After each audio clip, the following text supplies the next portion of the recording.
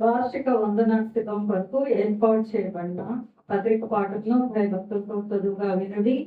అది అపోస్తలుడైన పౌలు హెబ్రీయులకు రాసిన పత్రిక 13వ అధ్యాయము 7వ వచనం నుండి 21వ వచనం వరకు. ఫిబ్రవరి 13, 7వ వచనం ప్రారంభం.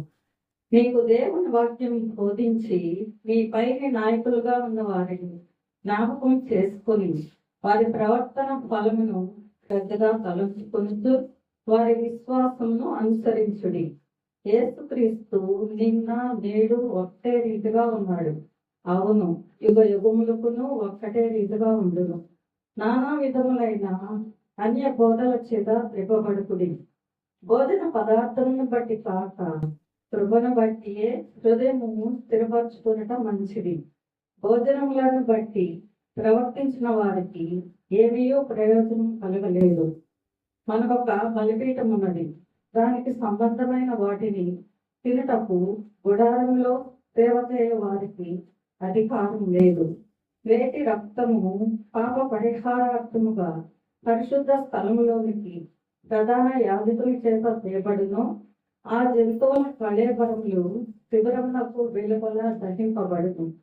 కావున యేసు కూడా తన స్వరక్తము చేత ప్రజలను పరిశుద్ధ పరచుటకై గవిని వెలుపట శ్రమ పొందెను. కాబట్టి మనం ఆయన నిందను భరించుచు శిబిరము వెలుపలికి ఆయన వద్దకు వెళ్ళుదాము.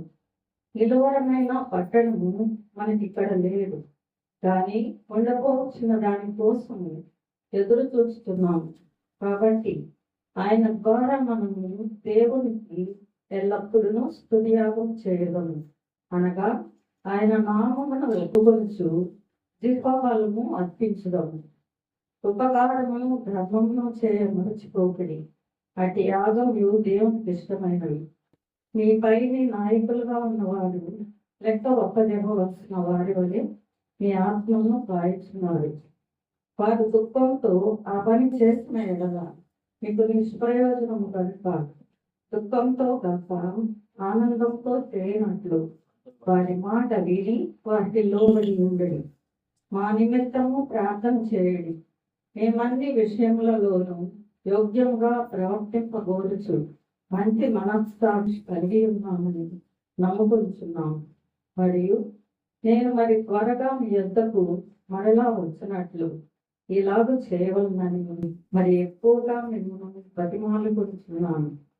గొర్రెల గొప్ప కాపరి అయిన యేసు అను మన ప్రభువును నిత్యమైన నిబంధన సంబంధముకు రక్తమును బట్టి మృతుల్లో నుండి లేపిన సమాధాన కర్తయ్యకు దేవుడు యేసుక్రీస్తు ద్వారా తన దృష్టికి అనుకూలమైన దానిని మనలో జరిగించు ప్రతి మంచి విషయములను తన చిత్త ప్రకారం చేయుటకు మిమ్మల్ని సిద్ధపరచునుగాక. యేసుక్రీస్తుకు యుగ యుగములకు మహిమ కలుగునుగాక. ఆమేన్. పత్రిక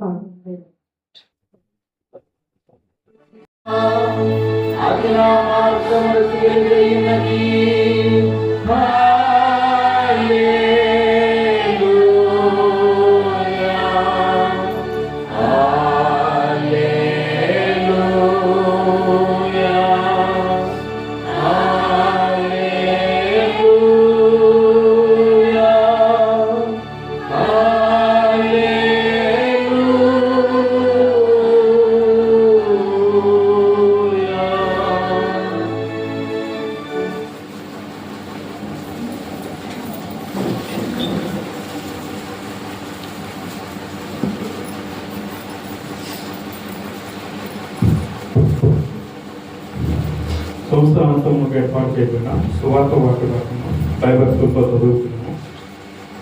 అది లూకా సువార్త 13వ అధ్యాయం 6 నుండి 12 వరకు. లూకా సువార్త 13వ అధ్యాయం 6 నుండి 12 వరకు.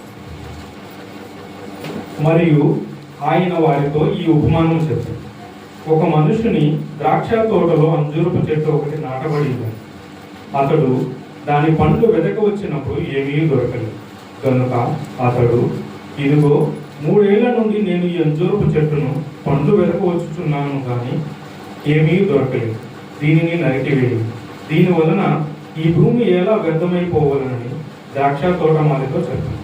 అయితే వాడు, అయ్యా, నేను దీని చుట్టూ త్రవ్వి ఎరువు వేయ మట్టుకు ఈ సంవత్సరం వరకు ఉండనిమ్ము, అది ఫలించినా సరే, లేని ఎడల నరికి వేయమని అతనితో చెప్పాడు.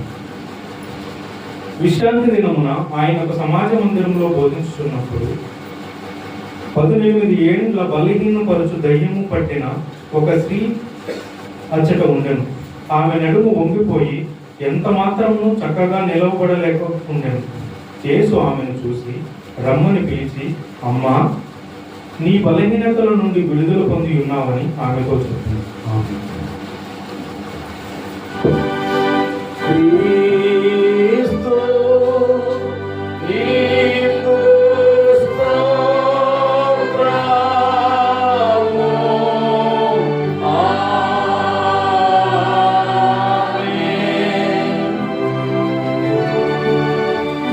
అదే రీతిగా నిలువబడి మన సార్వత్రిక క్రైస్తవ సంఘముతో కూడా కలిసి పరిశుద్ధ విశ్వాస ప్రమాణమును త్రియేక దేవుని ఎదుట ఒప్పుకోను.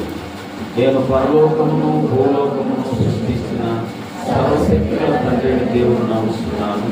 ఆయన జనైక కుమారుడును మన ప్రభువునైన యేసుక్రీస్తు నమ్ముతున్నాను. నేను పరిశుద్ధాత్మ చేత గర్భమును ధరించబడి నేను మరియుడు పుట్టి భౌతిక పిలాతుకు శ్రమపడి శరీరపడి చనిపోయి సమాధి చేయబడినాడని పాతాళంలోనికి దిగి చనిపోయిన వాటి నుండి 3వ దినమున లేచి పరలోకమునకు ఎక్కి సర్వశక్తిగల తండ్రి దేవుని చూస్తున్నాడని జీవించిన వారికి చనిపోయిన వారికి న్యాయం తీర్చే నమ్ముతున్నాను. నేను పరిశుద్ధాత్మను నమ్ముతున్నాను. పరిశుద్ధ క్రైస్తవ సంఘమును, పరిశుద్ధ ఐక్యమును, పాప పరిహారమును, శరీర పునరుద్ధానమును, నిత్య జీవమును నమ్ముతున్నాను. దయచేసి కూర్చోండి.